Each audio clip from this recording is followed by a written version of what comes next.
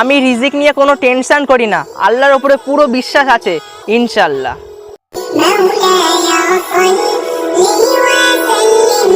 আমি ইহুদিদের কোনো ভয় করি না, আল্লাহর বান্দা নবীর উম্মত জিহাদ করার জন্য রেডি আছি।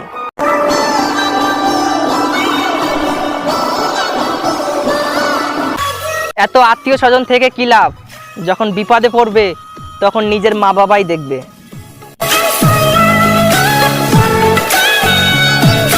যদি অন্ধকার ঘরকে ভয় পাও তাহলে কোরআন পড়ো, একদিন কোরআনই তোমার অন্ধকার ঘরে আলো দেবে। মসজিদে আজান দিলে একবার যেও, হয়তো আল্লাহ তোমার এই লাশ ভার ডাকছে।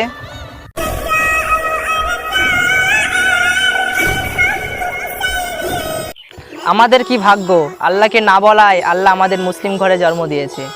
আলহামদুলিল্লাহ বলবে না?